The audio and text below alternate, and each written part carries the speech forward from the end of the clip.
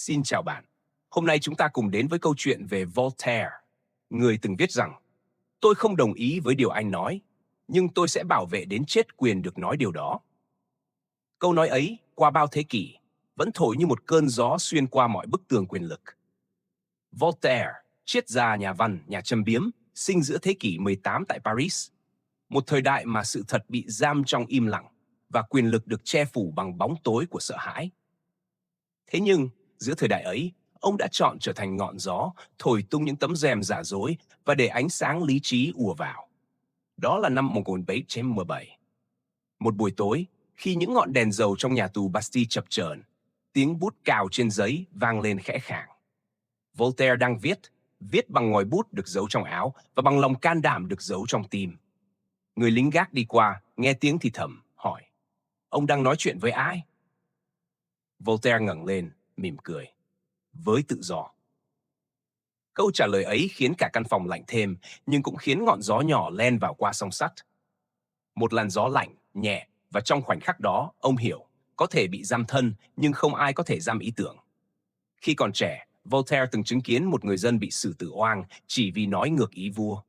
Ông không quên hình ảnh ấy, một con người run rẩy giữa quảng trường, nhưng trong mắt vẫn lóe lên tia sáng của sự thật.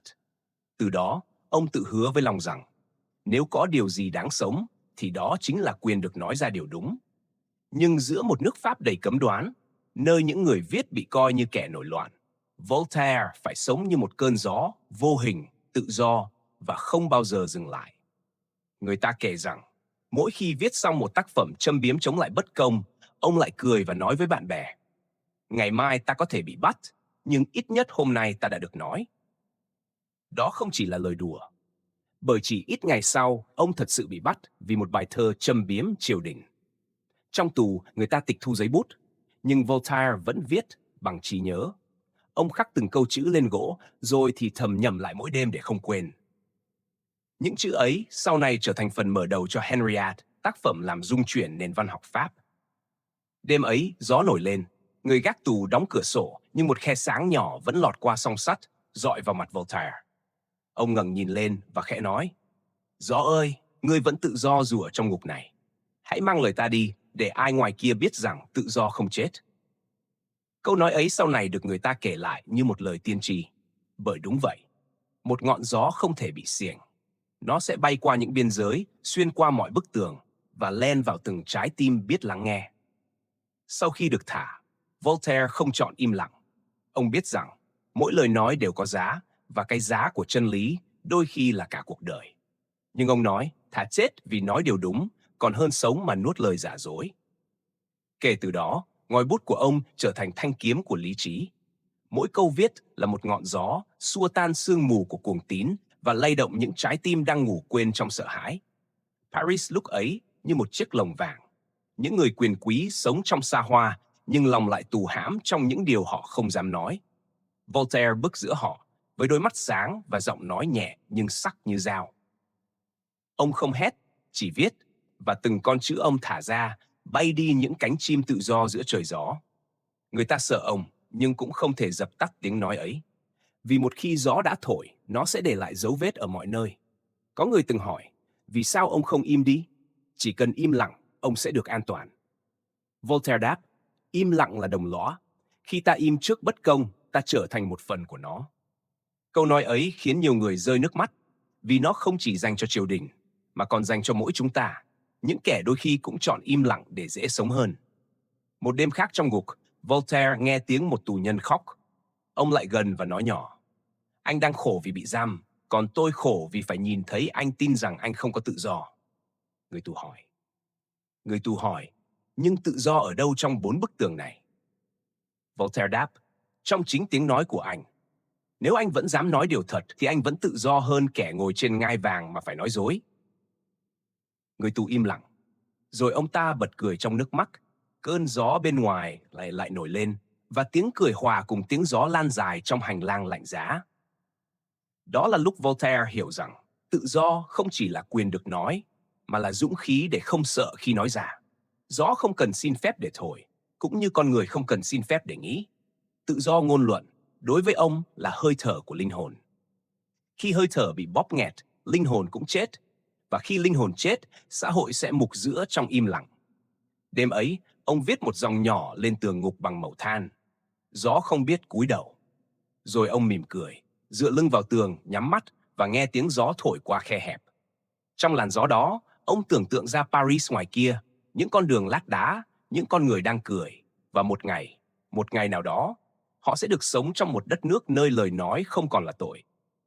Voltaire biết con đường ấy dài, nhưng ông không cô đơn, vì dù chỉ một người dám nói, gió sẽ mang tiếng nói ấy đi xa hơn cả ngục tù, xa hơn cả nỗi sợ, và có thể xa hơn cả thời gian. Không ai có thể nhốt được gió, cũng như không ai có thể giam ý tưởng. Sau nhiều tháng trong ngục, Voltaire được thả ra, nhưng ông biết tự do không phải là ân huệ, mà là một cuộc chiến. Bước ra khỏi cánh cổng sắt nặng nề, ông ngẩng nhìn bầu trời Paris. Một cơn gió thổi qua mái tóc bạc lòa xòa lạnh, nhưng trong lành. Ông mỉm cười. Đó là hơi thở đầu tiên của tự do, và cũng là hơi thở khởi đầu cho cuộc chiến bằng lời. Paris khi ấy ngột ngạt như một căn phòng không có cửa sổ. Những nhà tư tưởng bị kiểm duyệt, những nhà in bị đóng cửa, và những cuốn sách không hợp ý triều đình bị đốt ngay giữa quảng trường. Người dân lặng im nhìn, vì sợ hoặc vì đã quen với im lặng. Voltaire nhìn ngọn lửa thiêu cháy giấy và chữ. Ông khẽ nói, có thể đốt một quyển sách, nhưng không thể đốt được tư tưởng đã chạm đến trái tim con người. Từ đó, ông cầm bút. Không phải để ca tụng vua, mà để thách thức ngai vàng bằng chân lý và sự châm biếm. Ngòi bút của Voltaire sắc như gươm, nhưng cũng mềm như gió. Nó không tấn công bằng giận dữ, mà bằng sự thông minh, mỉa mai và hài hước trí tuệ. Ông viết Candide, một câu chuyện tưởng như ngụ ngôn hài hước, nhưng thật ra là bản cáo trạng nhẹ nhàng mà sâu cay về sự tàn nhẫn của tôn giáo cực đoan và chính quyền chuyên chế. Khi người đọc cười, họ không biết rằng họ đang cười chính vào nỗi sợ đã giam cầm mình. Và khi gấp sách lại, một luồng gió tự do đã kịp len vào tim. Voltaire từng nói, cười là cách tinh tế nhất để đánh bại quyền lực.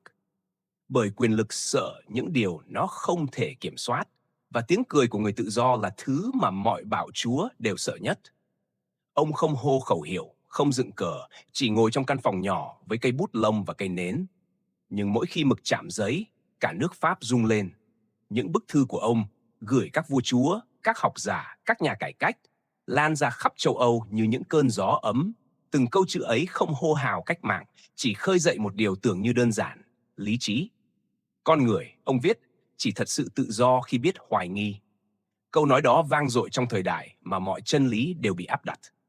Người ta bắt đầu tự hỏi, vì sao ta tin? Vì sao ta phải sợ? Và khi câu hỏi xuất hiện, ngai vàng bắt đầu rung chuyển. Dĩ nhiên, triều đình không im. Lời châm biếm của Voltaire khiến vua Pháp tức giận. Các giáo sĩ gọi ông là kẻ gieo rắc tà đạo.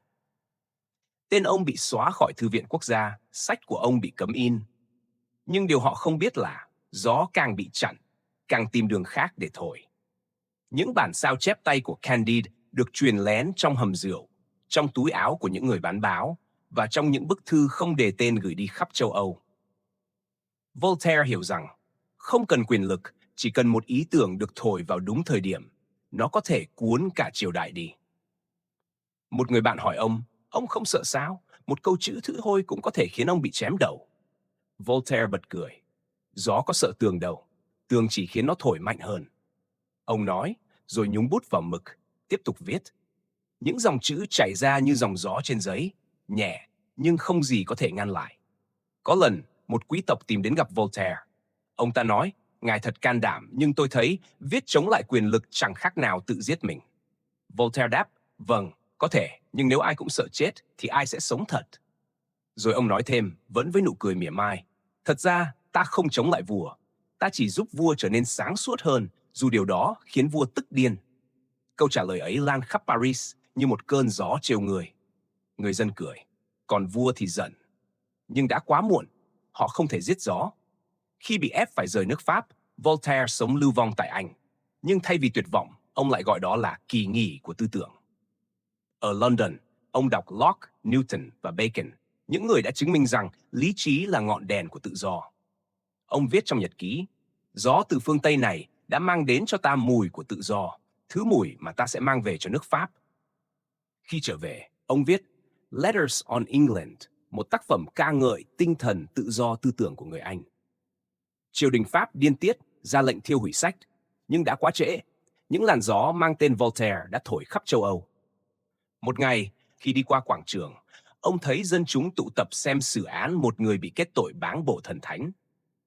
Voltaire không nhìn bằng đôi mắt của kẻ phán xét, mà bằng ánh nhìn thương xót. Ông nói nhỏ, người ta luôn nhân danh Thượng Đế để giết người, nhưng chưa bao giờ nhân danh tình thương để cứu họ. Tối đó, ông viết, khi tôn giáo không còn lòng nhân, nó trở thành xiềng xích. Những dòng ấy lan nhanh như cơn gió dữ, và người ta bắt đầu nhìn lại đức tin của mình, không phải để vứt bỏ, mà để hiểu sâu hơn. Một học trò hỏi ông, thưa thầy, viết chống lại quyền lực có khác gì thổi gió vào núi đá không? Voltaire nhìn ra cửa sổ, nơi những cơn gió chiều đang đuổi nhau trên sông Seine. Ông nói, không con ạ, gió không làm đổ núi trong một ngày, nhưng nó làm mòn đá từng chút một. Và rồi, khi đến lúc, đá sẽ hóa bụi, còn gió vẫn còn đó. Câu nói ấy, về sau, trở thành lời nhắn gửi cho mọi thế hệ cầm bút, rằng viết là cách thổi gió vào thế giới, để dù ta có mất đi, tự do vẫn còn bay. Tự do không phải món quà, mà là ngọn lửa phải giữ bằng lòng can đảm. Có những ngọn gió ban đầu chỉ là một hơi thở nhẹ, nhưng khi gặp những trái tim cùng hướng, chúng biến thành bão. Tư tưởng của Voltaire cũng vậy. Ban đầu chỉ là những dòng chữ nhỏ nhoi trong một căn phòng sáng bằng cây nến, nhưng dần dần, những dòng chữ ấy len vào từng mái nhà, từng quán cà phê, từng thư viện bí mật. Từ Paris đến London, từ Berlin đến Geneva, những người trẻ thì thầm tên ông như một lời thề. Không phải vì họ tôn thờ, mà vì trong lời của ông, họ thấy lại chính giọng nói của mình, thứ giọng nói đã bị bóp nghẹt quá lâu. Giữa thế kỷ 18, châu Âu như đang ngủ trong giấc mơ của quyền lực. Nhà thờ nắm linh hồn, vua nắm thân xác, còn con người chỉ được phép tin, không được hỏi. Nhưng gió đã nổi lên, một cơn gió mang theo mùi của lý trí, của ánh sáng, của tự do. Người ta gọi thời ấy là thời đại khai sáng. Và ở trung tâm của cơn gió ấy là Voltaire. Ông không hô hào chiến tranh, không kêu gọi đổ máu. Ông chỉ nói, hãy để con người được suy nghĩ. Chỉ một câu mà đủ làm run rẩy mọi ngai vàng. Trong các quán cà phê ở Paris, người ta truyền tay nhau những bản sao Letters on England, một cuốn sách bị cấm, nhưng lại được đọc nhiều hơn bất kỳ sách nào khác. Mỗi khi có người đọc to lên một đoạn, cả căn phòng lại im phăng phắc, rồi vỗ tay. Đó không còn là văn chương, mà là ngọn gió thổi bùng lên lửa của nhận thức. Một thanh niên trẻ tên Rousseau viết thư cho Voltaire. Thưa ngài, ngòi bút của ngài đã làm cả thế giới thức tỉnh. Voltaire đáp, không, ta chỉ gõ cửa. Chính thế giới đã tự mở. Và đúng vậy, chính thế giới đang mở. Những người nông dân bắt đầu bàn về quyền con người. Những nhà quý tộc bắt đầu hoài nghi về dòng máu xanh của mình. Còn những linh mục trung thực bắt đầu hỏi lại niềm tin. Gió Voltaire không phá, nó lay cho mọi thứ đang mục nát phải rơi xuống, để cái mới có thể mọc lên. Ở Berlin, vua Frederick Đại Đế của Phổ, một người yêu triết học, đã mời Voltaire đến làm khách. Giữa cung điện mạ vàng, Voltaire vẫn nói với vua bằng giọng điềm tĩnh. Thần phục nhà vua là bổn phận, nhưng phục tùng chân lý mới là phẩm giá. Frederick im lặng, rồi ông mỉm cười. Ông thật nguy hiểm, Voltaire. Voltaire đáp, không, thưa bệ hạ, tôi chỉ là gió. Chỉ những ai sợ sự thật mới thấy gió nguy hiểm. Một tối mùa thu, Voltaire ngồi bên cửa sổ, nhìn những tờ giấy viết tay của mình được gửi đi trong gió. Ông nói với người bạn tri kỷ Diderot, ta không muốn làm anh hùng, ta chỉ muốn khi con người nói, họ không phải cúi đầu. Diderot nhìn ông, đáp, nhưng chính điều ấy đã khiến ngài thành anh hùng. Voltaire bật cười, cười như cơn gió chạm vào chùm chuông đồng, vang lên một bản nhạc nhẹ mà kiên định. Thế rồi, năm 1762, một bi kịch xảy ra. Một người đàn ông tên Jean Calas, một thương nhân tin lành ở Toulouse, bị xử tử oan vì xúc phạm tôn giáo. Ông bị tra tấn đến chết để ép nhận tội. Voltaire đọc tin, im lặng suốt 3 ngày. Sau đó, ông cầm bút. 3 năm liền ông viết, ông điều tra, ông gửi thư, ông vận động khắp nơi để đòi lại danh dự cho người đã chết. Và ông đã thành công. Tòa án tuyên Jean Calas vô tội sau khi ông đã mất. Ngày ấy, người dân Toulouse dựng tượng Voltaire. Còn ông thì chỉ nói, ta không chiến thắng ai cả. Ta chỉ thổi một cơn gió công bằng vào nơi người ta đã quên thở. Người ta bắt đầu gọi ông là lương tâm của châu Âu. Không phải vì ông là thánh nhân, mà vì ông dám nói điều ai cũng nghĩ nhưng không ai dám nói. Ông viết, khi con người thôi sợ hãi, thần thánh thật sự bắt đầu hiện ra trong chính lý trí của họ. Lời ấy như lưỡi dao chém vào bóng tối. Nhưng khác với bạo lực, nó không làm chảy máu, nó làm sáng. Trong suốt những năm cuối đời, Voltaire vẫn viết, vẫn tranh luận, vẫn mỉa mai, vẫn cười. Dù bị tẩy chay khỏi giới quý tộc, bị cấm xuất hiện tại nhà thờ, ông vẫn nói, thật lạ, người ta cầu nguyện cho ánh sáng, nhưng lại ghét những ai mang ánh sáng đến. Một học trò hỏi ông, thưa thầy, ngòi bút có thể làm thay đổi thế giới sao? Voltaire đáp, không, nếu nó viết để được yêu, nhưng có, nếu nó viết để được thật. Và ông tiếp, ngòi bút không cần máu để mạnh, chỉ cần gió. Vào những năm cuối đời, ông chứng kiến những tiếng gọi tự do nổi lên khắp nơi. Những người trẻ ở Mỹ viết, tất cả con người sinh ra đều có quyền bình đẳng. Người ta bảo, trong bản tuyên ngôn độc lập Mỹ, vang vọng âm hưởng của Voltaire. Rồi ở Pháp, những cơn gió tư tưởng ấy ngày một mạnh. Từ Paris đến Lyon, người dân bắt đầu gọi tên tự do như một niềm tin. Có người hỏi Voltaire, ngài có sợ rằng gió này sẽ thành bão và cuốn đi cả những gì ngài yêu không? Ông đáp, có chứ, nhưng thà bị cuốn trong bão của chân lý còn hơn sống bình yên trong dối trá. Một ngày, khi bước ra khỏi nhà, Voltaire nhìn thấy những tờ báo bí mật treo trên tường, in lại lời ông. Không ai có quyền bắt người khác phải nghĩ như mình. Ông đứng nhìn rất lâu. Người qua đường không nhận ra ông, chỉ thấy một ông già tóc bạc mỉm cười với gió. Gió thổi tung những tờ giấy, mang chúng đi xa, qua những con phố lát đá, vào những căn nhà nhỏ và xa hơn nữa, đến những vùng đất mà ông chưa từng đặt chân. Lúc ấy ông hiểu, lời nói của con người có thể chết, nhưng ý tưởng, nếu thật, sẽ sống như gió. Khi một người dám nói, ngàn người sẽ dám nghĩ.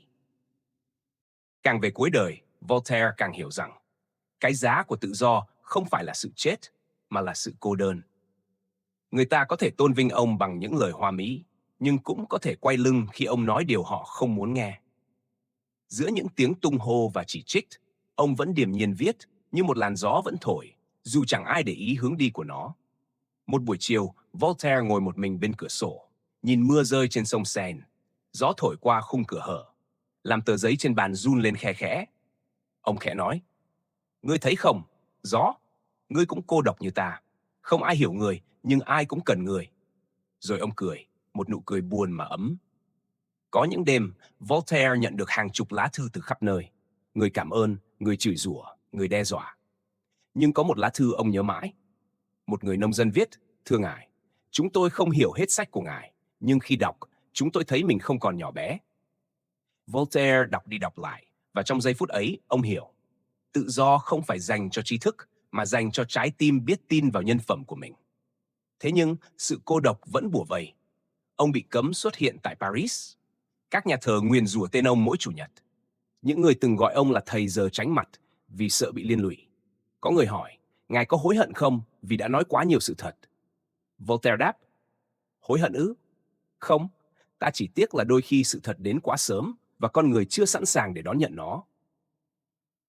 Một buổi sáng mùa đông, ông đi dạo trên cánh đồng gần Geneva. Tuyết trắng phủ kín và gió thổi mạnh đến nỗi khó mở mắt.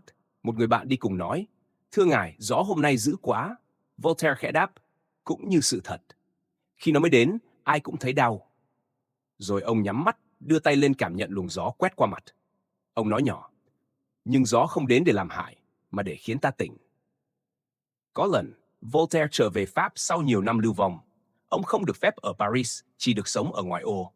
Thế nhưng, hàng ngày vẫn có người từ khắp nơi tìm đến, ngồi nghe ông nói, dù chỉ vài câu. Người ta kể, ông thường ngồi bên lò sưởi, tay cầm tách trà, giọng trầm nhưng nhẹ như gió. Người ta luôn sợ sự thật, vì sự thật khiến họ mất quyền được ngủ yên trong dối trá. Khi nói xong, ông nhìn ra ngoài cửa sổ, nơi những chiếc lá mùa đông rơi xoáy trong gió. Ánh mắt ấy xa xăm, như thể đang trò chuyện với một thế giới khác, nơi lời nói không bị trừng phạt, và con người có thể sống thật mà không sợ. Một tối, một học trò trẻ đến thăm ông. Cậu hỏi, thưa thầy, vì sao con thấy thế giới này ghét người nói thật? Voltaire im lặng hồi lâu rồi đáp, vì người nói thật là tấm gương mà ai soi vào cũng thấy chính mình. Người ta không ghét sự thật, họ chỉ ghét cảm giác bị buộc phải tỉnh. Đêm ấy, Ông ngồi lại một mình bên ngọn nến nhỏ đang dần tàn. Gió luồn qua khe cửa, làm ngọn lửa nghiêng nghiêng như sắp tắt. Voltaire đưa tay che lại và nói khẽ, ta không sợ bóng tối, chỉ sợ con người quen sống trong đó. Ngọn nến lung linh thêm một lần rồi sáng lên. Ông khẽ mỉm cười. Trong những năm tháng cuối cùng, Voltaire vẫn nhận được vô số chỉ trích. Có người viết báo gọi ông là con quỷ đội lốt triết gia. Có người nói ông đã phá hoại đức tin, phá hoại trật tự, phá hoại cả niềm hy vọng. Nhưng ông chỉ đáp, không, ta chỉ phá những xiềng xích đã gỉ sét. Một người bạn thân hỏi, ngài không thấy mệt sao sau nửa thế kỷ đấu tranh? Voltaire nhìn lên bầu trời xám, nơi những đám mây đang di chuyển chậm chạp. Không, ta không mệt, ta chỉ hơi buồn. Vì con người dễ tha thứ cho kẻ áp bức, nhưng lại căm ghét người nhắc họ về tự do. Rồi có một lần, ông đến thăm một nhà in bí mật ở Lyon. Người thợ in già run rẩy nói, chúng tôi in sách của ngài, nhưng sợ bị bắt. Voltaire cầm tay ông nói, cảm ơn, nếu ta bị bắt, ta chỉ mất tự do. Nhưng nếu ông im lặng, chúng ta mất cả linh hồn. Người thợ in khóc. Ngoài trời, gió nổi lên. Một tờ giấy bay khỏi bàn, Voltaire đuổi theo, giữ lại, nhìn dòng chữ trên đó. Hãy dám nghĩ, dám nói, dám sống. Ông gấp tờ giấy lại, đặt vào túi áo như một kỷ vật. Cuối đời, Voltaire không có ngai vàng, không có danh hiệu, chỉ có ngọn bút, một căn phòng và gió. Ông từng viết, khi ta già đi, ta mới hiểu rằng nói thật không phải để được nghe, mà để không phản bội chính mình. Ông không còn cần ai hiểu, chỉ mong ai đó tiếp tục nói. Một buổi chiều cuối, khi gió thổi mạnh qua cánh đồng cỏ, ông nhìn ra xa, nói với người học trò cuối cùng. Ta đã sống như gió, tự do, ồn ào và đôi khi lạc lõng. Nhưng thà làm cơn gió cô độc còn hơn làm viên đá nằm im. Người học trò rơi nước mắt, còn Voltaire thì mỉm cười, ánh mắt xa xăm như đang nhìn thấy một tương lai khác, nơi những lời ông nói sẽ được gió mang đi và một ngày nào đó sẽ trở lại dưới dạng tự do. Người cô độc vì nói thật vẫn sáng hơn vạn kẻ im lặng vì sợ hãi. Năm 1778, Paris đón Voltaire trở về, không còn là kẻ bị lưu đày mà là biểu tượng của tự do tư tưởng. Ông đã 84 tuổi, thân thể gầy gò nhưng ánh mắt vẫn sáng, như thể trong đó có một ngọn lửa chưa bao giờ tắt. Khi chiếc xe ngựa chở ông đi qua đại lộ, người dân hai bên đường hô vang tên ông. Người ta ném hoa, người ta khóc, người ta cười, và gió mang theo tiếng hô ấy bay khắp kinh thành. Một người đàn ông đứng trong đám đông nói, đó là Voltaire, người đã dạy chúng ta rằng chân lý không nằm trong ngai vàng, mà trong trái tim biết tự do. Voltaire nghe thấy, khẽ nghiêng đầu, mỉm cười. Ông không nói gì, chỉ giơ tay lên chào. Một cơn gió nhẹ thổi qua mái tóc bạc, và trong khoảnh khắc ấy, ông như hòa tan vào chính biểu tượng mà đời ông đã mang, gió. Nhưng vinh quang đến muộn. Chỉ vài tháng sau, Voltaire ngã bệnh nặng. Các bác sĩ khuyên ông nên xưng tội để được tha thứ trước khi chết. Ông chỉ mỉm cười, nói khẽ, ta không cần tha thứ vì đã sống trung thực. Một vị linh mục hỏi, ngài có tin vào Chúa không? Voltaire đáp, thưa cha, ta tin vào Thượng Đế, nhưng không tin ngài cần người trung gian để hiểu lòng ta. Rồi ông nhắm mắt, nhẹ nhàng như cơn gió vừa bay qua một cánh đồng. Ngày Voltaire qua đời, Paris chìm trong một thứ im lặng khác thường. Không ai dám tổ chức tang lễ công khai vì nhà thờ cấm. Nhưng hàng ngàn người vẫn thắp nến trước nhà ông. Ánh nến lung linh trong gió, như hàng ngàn linh hồn đang thì thầm. Cảm ơn ông vì đã dạy chúng tôi dám nói. Người ta kể rằng, đêm ấy, gió thổi mạnh. Những ngọn nến tắt dần, nhưng khói của chúng bay lên hòa vào không trung, giống như lời nói của Voltaire đã tan vào trời cao để trở thành hơi thở của nhân loại. Hơn 10 năm sau, cách mạng Pháp nổ ra, những người cầm ngọn cờ đầu tiên đã đọc Voltaire từ thuở thiếu niên. Họ gọi tên ông giữa đám đông, Voltaire sống mãi trong tự do của chúng ta. Khi nhân dân xông vào phá ngục Bastille, nơi từng giam ông, một người lính hét lên, chúng ta không phá ngục, chúng ta giải thoát gió. Bức tường đổ xuống, gió ùa vào. Và trong tiếng hò reo, người ta cảm giác như Voltaire đang mỉm cười ở đâu đó giữa trời cao. Nhiều năm sau, hài cốt của ông được đưa vào điện Panthéon, nơi dành cho những tâm hồn vĩ đại của nước Pháp. Trên mộ ông, người ta khắc dòng chữ, ông đã mang tự do tư tưởng cho con người. Không cần tượng vàng, không cần ngai bạc. Chỉ cần vài dòng chữ và một ngọn gió lướt qua ngôi mộ mỗi sớm mai là đủ để thế giới nhớ rằng có một con người đã từng sống để thổi gió vào bóng tối. Thế giới sau đó đã thay đổi. Những đứa trẻ sinh ra không biết Voltaire là ai, nhưng chúng được học rằng mọi con người đều có quyền nói và được nghe. Mỗi tờ báo được in, mỗi cuốn sách được viết đều là di sản của ngọn gió mà ông từng khởi lên. Bởi tự do ngôn luận không bắt đầu bằng luật pháp, mà bắt đầu bằng lòng dũng cảm. Và lòng dũng cảm ấy, chính Voltaire đã gieo hạt đầu tiên. Một học giả trẻ thế kỷ 20 đến thăm mộ ông. Anh ngồi rất lâu rồi nói khẽ, Ngài không chỉ viết, Ngài đã dạy chúng tôi cách thở bằng sự thật. Gió từ khung cửa sổ thổi vào, lay tấm giấy trên tay anh. Anh mỉm cười, như hiểu rằng gió ấy chính là Voltaire đang lắng nghe. Hơn 200 năm trôi qua, thế giới vẫn chia rẽ, vẫn có những nơi con người bị buộc im lặng. Nhưng mỗi khi ai đó đứng lên nói một điều thật, dù nhỏ bé, là một phần của Voltaire lại sống dậy. Bởi lời ông đã từng viết, tự do bắt đầu từ khoảnh khắc con người dám nghĩ khác. Mỗi ý tưởng được nói ra, mỗi tiếng nói được bảo vệ, là một ngọn gió mới được sinh ra từ hơi thở của ông. Ngày nay, giữa thế giới ồn ào của mạng xã hội, nơi ai cũng nói nhưng ít ai lắng nghe, nếu Voltaire còn sống, có lẽ ông sẽ mỉm cười mà nhắc. Ngôn luận tự do không phải là nói bất cứ điều gì, mà là nói với trách nhiệm của một tâm hồn sáng.